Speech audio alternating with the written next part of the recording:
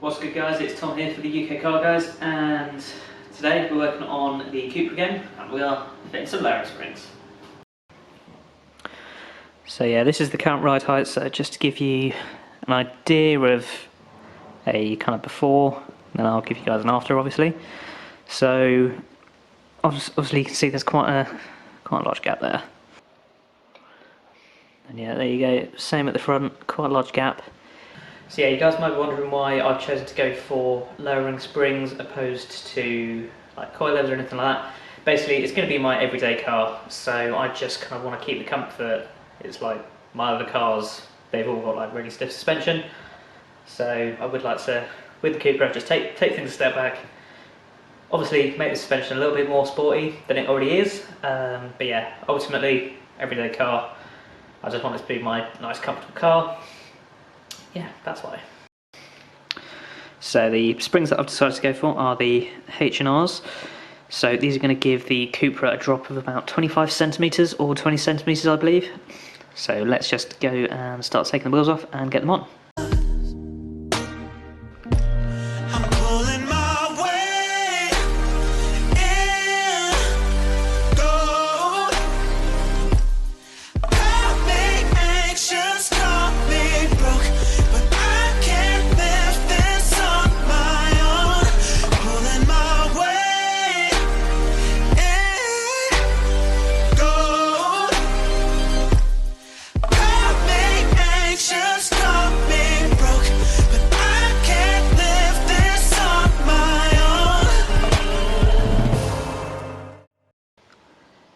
Okay, so with the wheel off, the next thing that we need to do is remove the shock. So we've got the two bolts up there, as well as the one that joins at the bottom down there.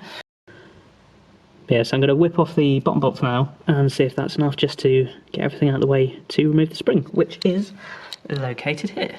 Right, so I've decided to go for the bolts at the top. They just seemed a bit more easier to get access to with tools and that, so they're quite stiff in there. So hit them quick with my ratchet gun just to break them loose, and then we're just going to get them out now.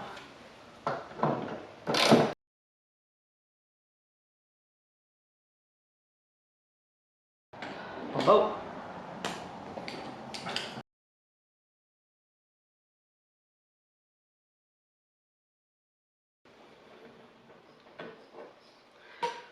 Second bolt.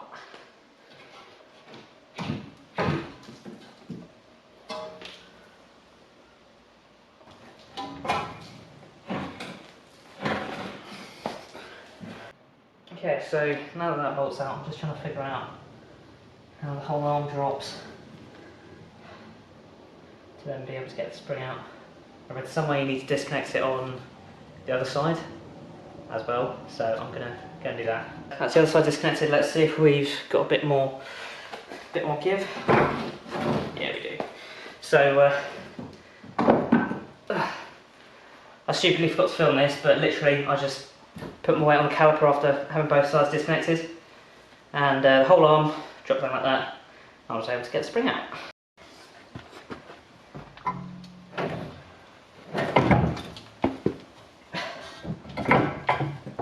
And there you have it. Two rear springs removed. Here we have both. Here we've got both springs side by side out the rear. There's not a lot of height difference between them, but I know when I push down on that, there's not a lot of give, and when I push down the progressive springs at the bottom, they've got a lot more give, so obviously that is where our drop's going to come. So there is only one thing that we need from the old ones, which is these little caps here. There we go. Pushes on there. There's a little okay, I'll just show you that on this one. There's some little teeth in there, so literally just rub them in.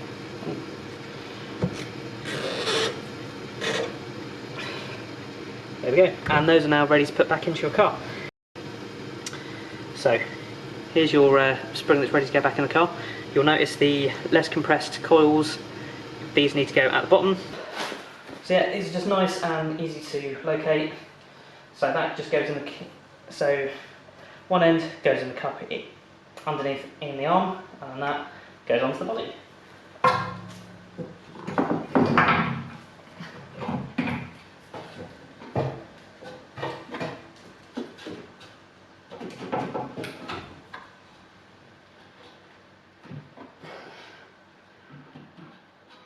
There you have it, that's the new spring in place.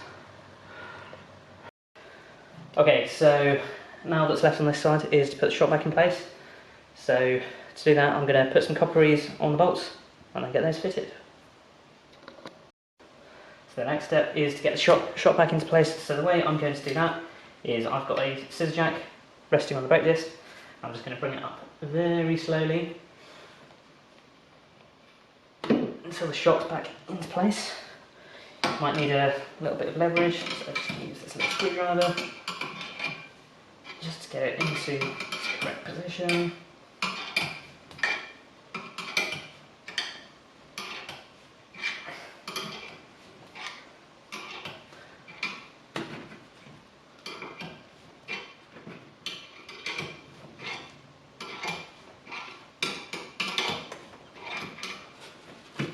Okay, so that's now in position. Gonna get some copper E's on the bolts. Just that'll dip and make sure it's kind of mixed around a little bit.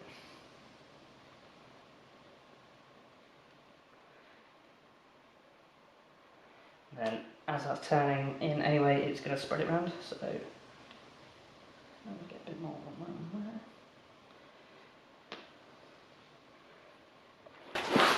Yeah, now it's just in final tightening.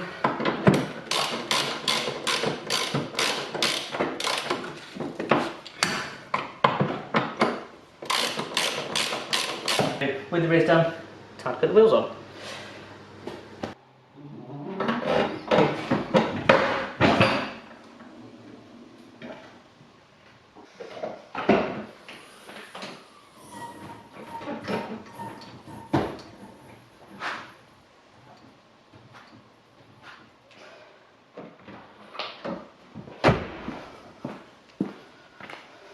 That is so much better already.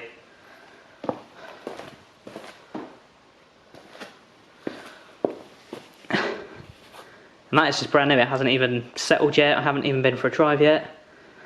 Wow, this is going to be properly low, very nice. That's the rear's done, so let's make a start on the front. First thing to do, once again, with the wheels off. Alright guys, so we've now got the car jacked up and the wheels off. Next up is removing the struts. Now there's going to be a few different steps to this. First of all is getting it off the bottom, so it's kind of like got a slide joint which needs to be undone and then removed, and then drop it from the top. Now for the slide joints, these special tools I think are going to come in handy. So basically this is going to be a little specialist tool that I'm sure I'm going to need to do. So basically what this does is, once we've undone the pinch bolt, there's a little collar that we need to open up like that. So essentially what this is going to do is we insert it with the narrow side and yeah, so with the little collar we're going to need to put this into the back, and then as we turn it, it's going to stretch it open like that. So I've not used one of these before, but yeah, we'll see how it goes. Okay, so here is what we're looking at to get the strut out. So basically behind here we've got a nut and a bolt on that collar, so once that nut and bolt's out we'll then be able to open up the collar and drop that, and then above here there's another bolt, there's another nut that we're going to need to get off, and once that's off we'll then be able to drop it. So yeah, I'm now going to attempt to undo that bolt.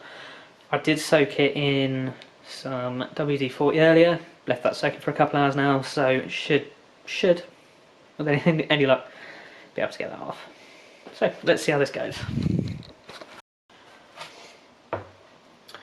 Alright guys, so after a lot of wrestling I finally managed to get the pinch bolt out on this side, and this is the state it's currently in. I'm going to focus.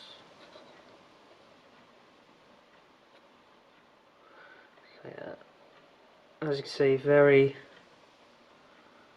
rusted up there. I'm looking into getting some new bolts, but if I can't get any kind of like nice and quickly, then I'm just going to have to clean these up. They don't look the prettiest, but they are still intact.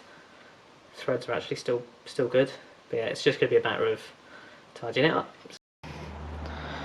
So guys, this is the state of the shock at the moment. So we've undone the pinch bolt which is behind here, so that's now out, and then there was also a collar around here which is this, so that has now also been removed. So the only things left now are the one on top, and then we just need to open up the collar here.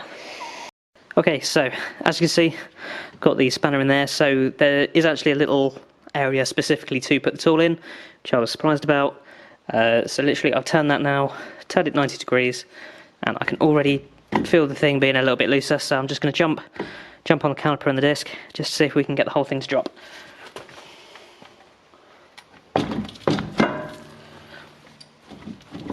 Okay, hammer time.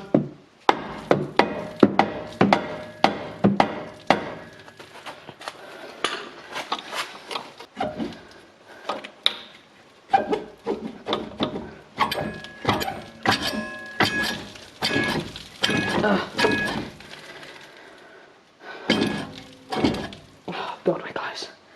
Okay, so it is actually loose from that now, so I reckon. Oh, right. That's one side done. This was an unbelievable amount of cocking around. So normally on all the tutorials it tells you, actually I'm going to put that down now.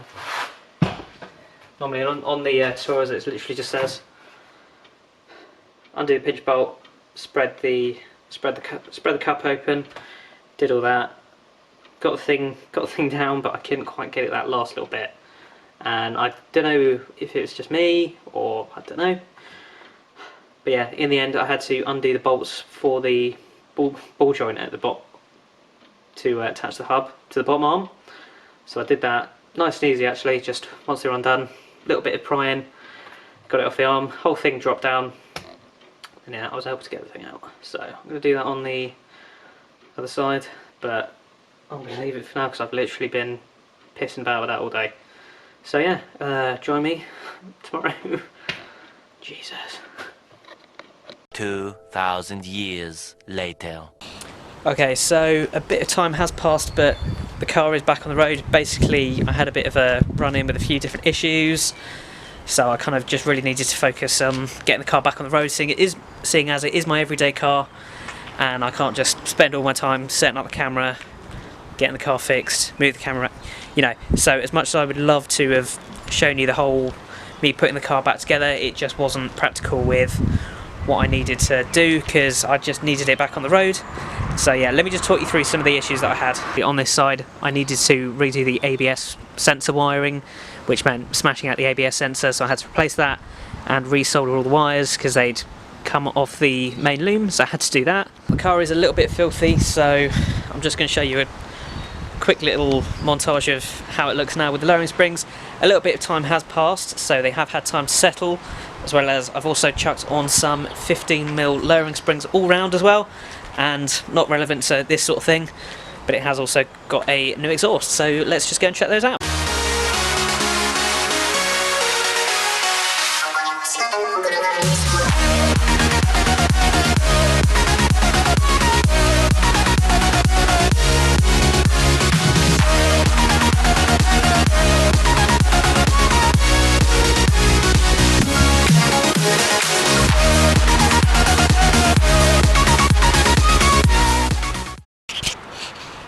So yeah, that's going to be it for this video. I'm really pleased with how much of a drop it's given it.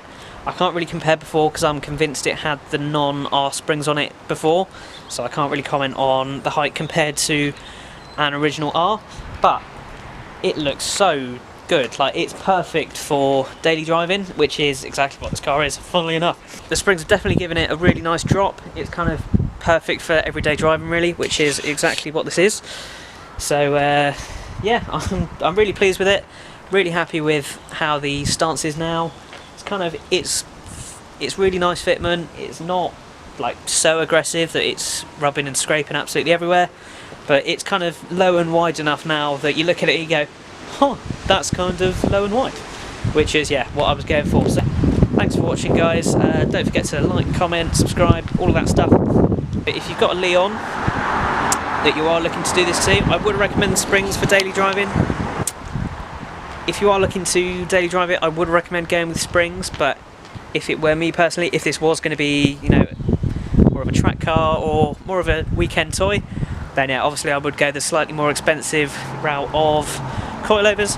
It's just these are, well, number one, they're nice and affordable, but also they are stiff and they are kind of low after they've settled a bit, but they're not so stiff and low that it's like actually uncomfortable. Like, I wouldn't say the MX-5 is uncomfortable, but that is more kind of set up for track and more driver focused. Let's go with that. More driving focused than this, which is, you know, obviously if you push it through corners and stuff, it will corner. The handling on this is really nice now, but obviously it has still got that compliance for everyday use. So yeah, thanks for watching, guys, and I'll see you on the next one.